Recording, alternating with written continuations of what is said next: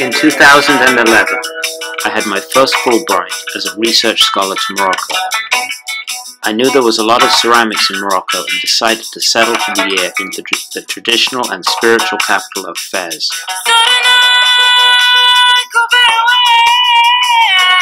I had originally chosen Morocco because it has a global reputation for ceramics.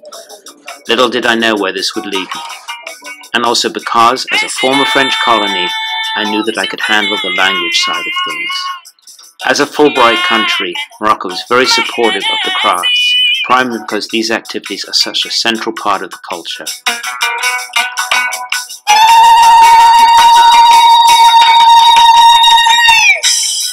Fez is a marvelous city for ceramics, as the souks are full of classic pieces once used for storing and serving food, beautifully decorated with an anglaise technique, showing both consummate skill and a religious Sufi reference for pattern and design.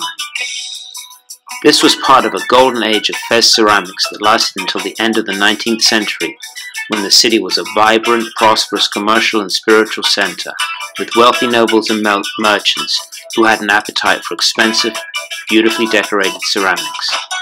Their culture prized entertaining, and they needed large opulent plates and bowls both to serve and to impress. Fez is also full of other kinds of ceramics. Hand-cut mosaic tiles, known as zalige, unique to Morocco, where tiles would be made, glazed and fired, and then cut into intricate patterns.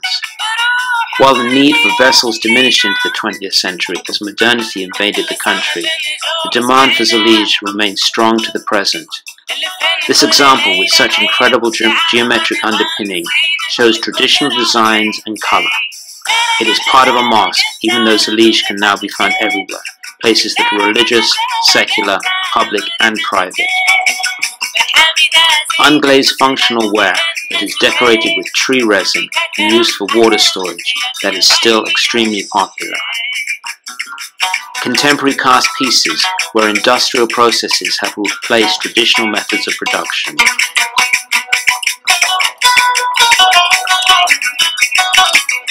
My project, however, actually took me in a different direction, reflecting my interests as a contemporary ceramic artist. Even though Morocco has very apparent traditional roots, it also belongs to the global culture. Simply put, the souks are full of plastic products that are rapidly erasing the demand for things made of ceramic. My project that I exhibited in Rabat later in the year was called Plastic is the New Ceramics.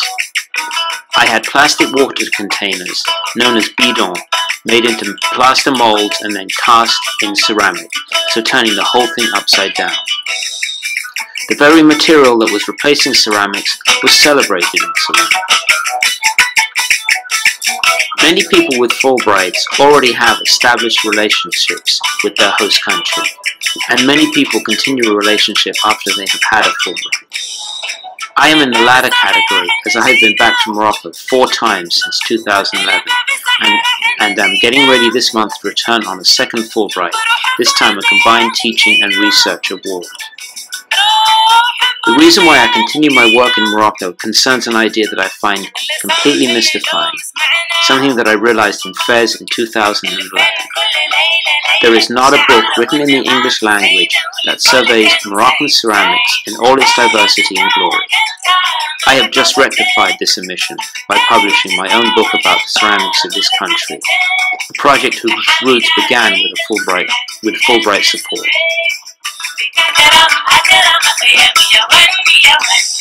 At a crossroads between Africa, Europe and Arabia, Morocco is a very diverse place, with different histories and cultural forces. It began with camel caravans representing ancient trans-Saharan trade, typified by the green glazed ceramics of Tamgut. And in the 20th century, industrial practices were introduced as Morocco experienced colonization and now globalization.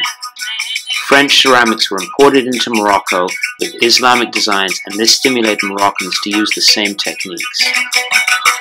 And in the background we have an indigenous tradition of Berber women making hand-built functional ceramics for use in their own villages and sometimes sold in local souks. Such techniques date back to prehistory, but because of how remote the Rift Mountains are in Morocco, there are still pockets of this activity going on.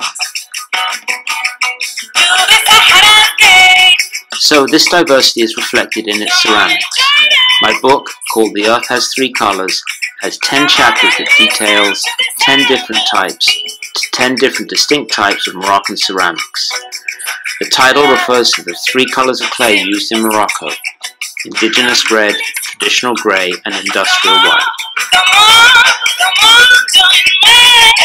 Thanks to the support of the Fulbright Commission, I have been able to develop and maintain a strong and active cultural and artistic relationship with Morocco.